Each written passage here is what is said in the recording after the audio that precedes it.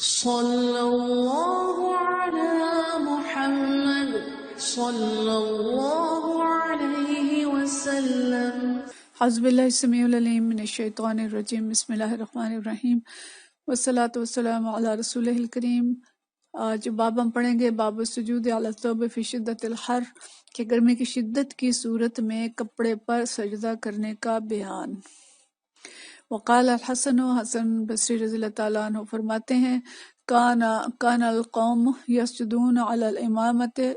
کہ میری ایک قوم دیکھا کہ لوگ جو ہیں، قوم یا لوگ، وہ پگڑی پر سجدہ کر رہے ہیں، والقلنسوۃ، اور ٹوپی پر سجدہ کر رہے ہیں، وہ یداہ فی کمہ، اور ان کے ہاتھ جو ہیں آستینوں کے اندر ہوتے تھے۔ اچھا، اب یہ کیفیت کیا ہے کہ نماز پڑھ رہے ہیں اور نیچے کچھ نہیں بچھا ہوا، زمین گرم ہے۔ ہمیں اس کا اندازہ ہے کہ جو شدت گرمی کی ہوتی ہے اس میں اگر ننگی زمین پہ نماز پڑھی جائے تو وہ کس قدر گرم ہوتی ہے۔ تو یہ وہ دور ہے کہ جب مسجدیں جو ہیں وہ آج کی مسجدوں کی طرح نہیں ہوتی تھیں، کچی مسجدیں ہوتی تھیں۔ ایون مسجد نبوی صلی اللہ علیہ وسلم کی جو حالت ہمیں معلوم ہے کہ تھوڑا سا صحن تھا جو کہ جس کے اوپر چھت تھی، یعنی مسجد کا حصہ تھوڑا سا تھا جس کے اوپر چھت تھی، اور باقی صحن جو تھا وہ چھت کے بغیر تھا، بارش میں گیلا ہو جاتا تھا، دھوپ میں شدید گرم ہوتا تھا، اور آج کی طرح اس کے اندر کوئی ایسے پتھر نہیں لگے تھے کہ جو ہیٹ جو ہے اس کو ریفلیکٹ کر دیں اور فرش گرم نہ ہو، ایسی کوئی بات نہیں تھی۔ تو سخت گرمی کی کیفیت ہوتی تھی، اور ہم سب کو بھی تجربہ ہے، کبھی کبھی ایسی جگہ پہ نماز پڑھنی پڑتی ہے کہ جو شدید گرم ہوتی ہے۔ تو ایسی صورت میں سوال یہ ہے کہ کوئی شخص کیا اس نے جو چادر اوڑی ہوئی ہے، یا اگر ہم خواتین ہیں ہم نے برقع پہنا ہوا ہے یا کوئی ایسی چیز لی ہوئی ہے، تو اس کو تھوڑا سا سجدے کے وقت ہم نیچے بچھا کے ہاتھ بھی اس کے اوپر رکھ لیں اور چہرہ بھی اس پہ رکھ لیں، تو کیا اس کی اجازت ہے؟ تو اسی کے بارے میں یہ باب ہے، اور امام بخاری کا مطلب یہ ہے کہ ایسی شدت کی گرمی میں اور سخت گرم زمین میں کوئی حرج نہیں ہے کہ اپنی چادر یا اپنا عمامہ یا ٹوپی کوئی بھی چیز ہے اس کو سجدے سے پہلے زمین پر ڈال کے اس کے اوپر سجدہ کر لیا جائے۔ اور لوگوں کو انہوں نے دیکھا کہ وہ پگڑی کے ایک حصے پہ پیشانی رکھتے تھے، اور یعنی پگڑی کا تھوڑا سا حصہ جو ہے وہ زمین پر لگ گیا اور اس کے اوپر انہوں نے پیشانی رکھ لی، اور اسی طرح جو ٹوپی ہے اس کو پیشانی کو اپنے چہرے کو ٹوپی کے اندر چھپا لیا، اس پہ سجدہ کر لیا، اور ہاتھ بھی نہیں رکھ سکتے تھے نیچے، تو ہاتھ جو تھے وہ آستینوں کے اندر ہوتے تھے، یعنی ہاتھ بھی زمین کے اندر زمین پہ نہیں لگا سکتے تھے، تو آستینیں کھینچ کے ذرا لمبی کر لیں، ہاتھ اس کے اوپر ٹکا لیے، اور سجدہ جو ہے وہ ٹوپی یا عمامے پہ کر لیا۔ تو اسی طرح سے اگلی حدیث جو ہے یہ بھی حضرت انس رضی اللہ تعالیٰ عنہ سے ہے، اور وہ فرماتے ہیں، عن انس بن مالک قال كنا نصلي مع النبي صلی اللہ علیہ وسلم، ہم نبی کریم صلی اللہ علیہ وسلم کے ساتھ نماز پڑھتے تھے، فَيَدَعُ أَحَدُنَا طَرَفَ الثَّوْبِ، اور ہم میں سے کوئی شخص جو ہے اپنے کپڑے کے ایک کنارے کو سخت گرمی کی وجہ سے مقام سجدہ پہ رکھ لیتا تھا، طرف الثوب من شدت الحر فی مکان سجود، کہ ہم میں سے کوئی شخص جو ہے شدت حر کی صورت میں، سخت گرم زمین کی صورت میں سجدے کی جگہ پہ اپنا کپڑا رکھ لیتا تھا، صلی اللہ علیہ وسلم، رضی اللہ عنہ ورضوا عنہ، کہ اس قدر شدید گرمی ہوتی تھی مسجد نبوی کے اندر کہ وہاں پہ نماز پڑھنی مشکل تھی۔ اور اسی طرح ہمیں پتہ چلتا ہے کہ حضرت عمر فاروق رضی اللہ تعالیٰ عنہ کا بھی ایک فرمان ہے کہ ایک دفعہ شدید گرمی میں حضرت عمر فاروق رضی اللہ تعالیٰ عنہ نے لوگوں کو جمعہ کی نماز پڑھائی، تو آپ نے اپنے کپڑے کا ایک حصہ زمین پر رکھ کر اس پہ سجدہ کیا اور فرمایا کہ اے لوگو، جب تم میں سے کوئی آدمی گرمی محسوس کرے تو اپنے کپڑے کے ایک حصے پر سجدہ کر لے، لیکن یہ علماء کہتے ہیں کہ اگر کوئی ایسی مجبوری نہ ہو تو زمین پر ہی سجدہ کرنا چاہیے، بچھائے ہوئے کپڑے پر نہیں۔ لیکن پیاری بہنوں، ہم اس چیز کو دیکھیں کہ نبی کریم صلی اللہ علیہ وسلم کی مسجد اور اس کے کتنے بڑے نمازی اور ان کی کیا کیفیات۔ آج تو ایئر کنڈیشن مسجد نبوی ہے، فلی کارپیٹڈ ہے، اور گرمی اور سردی ہر چیز کا وہاں پہ بندوبست ہے، حتیٰ کہ اس کا فرش بھی گرم اور ٹھنڈا اس شدت سے نہیں ہوتا، لیکن آج کی مسجد ویسے نمازیوں کو ڈھونڈتی ہے جیسے اس دور کے تھے، ہوں گے مگر خال خال ایسے نمازی ہیں۔ تو آج بھی ہم کبھی حرم میں جائیں اور ہمیں سڑک پہ نماز پڑھنی پڑ جائے، کہ کئی لوگوں کو تجربہ ہوا ہوگا کہ خاص طور پہ جمعے کے دن ایسی کیفیت ہوتی ہے کہ جمعہ کے وقت وہ اکثر دروازے خاص طور پہ مکہ شریف میں، حرم شریف کے بند کر دیتے ہیں، تو اگر اندر داخل نہیں ہو سکتے اور صحن میں بھی نہیں داخل ہو سکتے تو اس صورت میں سڑک پہ نماز پڑھنے کی باری آتی ہے، اور اس تپی ہوئی سڑک کی جو کیفیت ہوتی ہے سب کو اس کا اندازہ ہے۔ اور اسی طرح سے کبھی سردی کی شدت میں بھی اگر کسی کو نماز پڑھنے کا اندازہ ہوا ہو، کئی دفعہ ایسا ہوا کہ مدینہ شریف میں جب ہم جاتے ہیں اور نہیں پہنچ سکتے بر وقت، یا وہاں بھی اندر جگہ نہیں ہے تو باہر نماز پڑھی اور شدید سردی، تو بعض اوقات کیفیت ایسی ہوتی تھی کہ سجدہ زمین پہ بھی کرنا مشکل ہوتا تھا، تو اس صورت میں تب تو یہ حدیث بھی نہیں پڑھی ہوئی تھی، لیکن حال یہی کیا کہ اپنا برقع نیچے کیا اور بازو کھینچے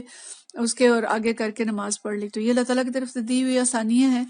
اور سخت گرمی یا سخت سردی کی صورت میں اپنے پہنے ہوئے کپڑوں کے کسی حصے پہ سجدہ کر لینا یا ہاتھ رکھ لینا، اس میں کوئی حرج نہیں ہے، اور نماز اس میں ہو جاتی ہے۔ اور اسی طرح جیسے ہم نے پیچھے پڑھا کہ نماز میں یہ عمل یسیر تھوڑا سا عمل کر لینا یہ نماز کو خراب نہیں کرتا، کہ کپڑا کھینچنا پڑ گیا یا چادر ٹھیک کرنی پڑ گئی تو اس میں نماز خراب نہیں ہوتی، لیکن جان بوجھ کے ایسے نہیں کرنا چاہیے۔ اگلا باب ہے باب الصلاۃ فی النعال، کہ جوتے پہن کر نماز پڑھنے کے بارے میں۔ ہمارے ہاں ایک تصور یہ ہے کہ درس ہے، کچھ بھی کر رہے ہیں، کوئی ذکر کر رہے ہیں تو بس جوتا اتار دینا چاہیے۔ تو یہاں حدیث دیکھیں اس میں کیا آ رہا ہے، جو باب ہے، اور اس میں حضرت انس رضی اللہ تعالیٰ عنہ سے ہی یہ حدیث روایت ہے۔ ایک صحابی ہیں یزید الازدی، کہتے ہیں قال سألت انس بن مالک، ہم نے انس بن مالک رضی اللہ تعالیٰ عنہ سے پوچھا۔ یہ حضرت یزید الازدی جو ہیں یہ تابعی تھے، یہ صحابی نہیں تھے، تو انہوں نے حضرت انس رضی اللہ تعالیٰ عنہ سے پوچھا اکان النبی صلی اللہ علیہ وسلم یصلی فی نعلیہ، کیا نبی کریم صلی اللہ علیہ وسلم اپنے جوتوں میں نماز پڑھتے تھے؟ قال نعم، تو انہوں نے فرمایا کہ ہاں جوتے میں نماز پڑھ لیتے تھے۔ اب یہ معمول نہیں تھا ہر وقت کا کہ ہر وقت جوتے پہن کے نماز پڑھتے ہوں، لیکن کبھی اگر ایسی ضرورت پڑی ہے تو جوتے میں بھی نماز پڑھ لی۔ اور اس میں جو حدیث آئی ہے اس کے ریفرنس میں ایک اور، کہ یہود کی مخالفت کرو، وہ ایسے کہ نال اور موزوں میں اپنے جوتوں اور موزوں میں نماز نہیں پڑھتے تھے۔ تو اس میں بھی لیکن مسئلہ یہی ہے کہ جوتوں میں نماز تب پڑھی جائے گی اگر کوئی مجبوری ہے، اور جوتے صاف ہونے چاہیے اور ان کے اوپر کوئی گند نہیں لگا ہونا چاہیے۔ مٹی پر رگڑنے سے بھی جوتے صاف ہو جاتے ہیں، مٹی میں اگر چلیں اس سے بھی صاف ہو جاتے ہیں۔ تو صاف جوتا ہے اگر اس کو کوئی گند نہیں لگا ہوا، جیسے ہم بعض اوقات گاڑی میں بیٹھے ہوتے ہیں، جہاز میں بیٹھے ہیں، ٹرین میں بیٹھے ہیں، یا کوئی اور ایسی وجہ ہے، یا زمین بہت گرم ہے، زمین کے اوپر ننگے پاؤں کھڑے نہیں ہو سکتے، تو اس صورت میں بھی صاف جوتے اگر ہیں تو پہن کے نماز پڑھی جا سکتی ہے، بس ان کا پاک ہونا ضروری ہے، اس میں کوئی ممانعت نہیں ہے۔ اور ایک بات اور علماء یہ کہتے ہیں کہ جوتا ایسا ہو کہ اس کے اندر پاؤں مڑ سکے، اتنا ہارڈ نہ ہو کہ پاؤں تو مڑ ہی نہ سکے اور اس پہ انگلیاں ہی مڑ سکیں اور سجدہ نہ ہو سکے، تو ایسا ہو کہ انگلیاں مڑ سکیں اور سجدہ کیا جا سکے۔ یا اگر چپل ہے تو چپل بھی سجدہ کرتے ہوئے اس میں جوتا ویسے ہی اس میں سے یعنی انگلی تھوڑی سی نکال کے بھی پاؤں مڑ سکتے ہیں، تو اس میں پھر نماز پڑھی جا سکتی ہے۔ یعنی جوتا نرم ہو، مڑ سکتا ہو یا پتلا ہو اور صاف اور پاک ہو تو اس کے اندر نماز پڑھی جا سکتی ہے بوقت ضرورت۔ پھر اگلا جواب ہے صلاۃ فی الخفاف، موزے پہن کر نماز پڑھنے کے بارے میں۔ حدیث نمبر 380 ہے، اور یہ حدیث حضرت حمام بن حارث سے روایت ہے۔ قال، فرماتے ہیں رأیت جریر ابن عبداللہ بال ثم تودع، کہ حضرت جریر بن عبداللہ رضی اللہ تعالیٰ عنہ نے رفع حاجت کیا اور اس کے بعد انہوں نے وضو فرمایا، ومسح علی خفیہ، اور انہوں نے اپنے موزوں پر مسح کیا، ثم قام فصلی، پھر وہ کھڑے ہوئے، پھر انہوں نے نماز پڑھی، فسئل، ان سے پوچھا گیا، قال رأیت النبی صلی اللہ علیہ وسلم صنع مثل هذا، انہوں نے کہا کہ میں نے نبی کریم صلی اللہ علیہ وسلم کو ایسے کرتے دیکھا ہے۔ یعنی یہ موضوع پر مسح کے بارے میں ہے کہ جریر بن عبداللہ رضی اللہ تعالیٰ عنہ نے پیشاب کیا، پھر اس کے بعد وضو کیا، پھر وضو میں موضوع پر مسح کیا اور پھر ہو کے نماز پڑھی۔ تو لوگوں نے اس مسح کے بارے میں پوچھا کہ جی آپ نے مسح کر کے نماز پڑھ لی؟ تو انہوں نے فرمایا کہ ہاں میں نے نبی کریم صلی اللہ علیہ وسلم کو موضوع پر مسح کرتے دیکھا ہے۔ اور اس کی جو تشریح ہے اس میں یہ لکھا ہے کہ حضرت جریر بن عبداللہ رضی اللہ تعالیٰ عنہ جو ہیں یہ بہت آخر میں ایمان لائے تھے۔ یہ قال ابراہیم فکان یعجبہم لأن جریر کان من آخر من اسلم، کہ اس پہ یعنی اس کو حضرت جریر بن عبداللہ کے بیان کو لوگوں نے پسند کیا، اس لیے کہ جو حضرت جریر ان لوگوں میں سے تھے جو آخر میں اسلام لائے تھے۔ مطلب یہ کہ لوگوں کا خیال یہ تھا کہ جو مسح کیا تھا نبی کریم صلی اللہ علیہ وسلم نے وہ پہلے شروع میں کیا تھا، اور پھر سورہ مائدہ کے نازل ہونے کے بعد مسح والی حدیث جو ہے وہ منسوخ ہو گئی تھی۔ لیکن حضرت جریر بن عبداللہ رضی اللہ تعالیٰ عنہ کے بارے میں آتا ہے کہ وہ غزوہ تبوک کے بعد ایمان لائے تھے،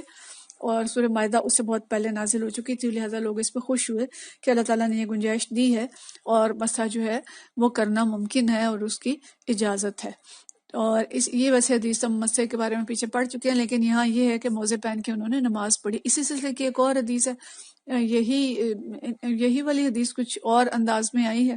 اور یہ حدیث حضرت مغیرہ بن شعبہ رضی اللہ تعالیٰ عنہ سے ہے۔ قال فرماتے ہیں ودعت النبی صلی اللہ علیہ وسلم فمسح علی خفیہ وصلی،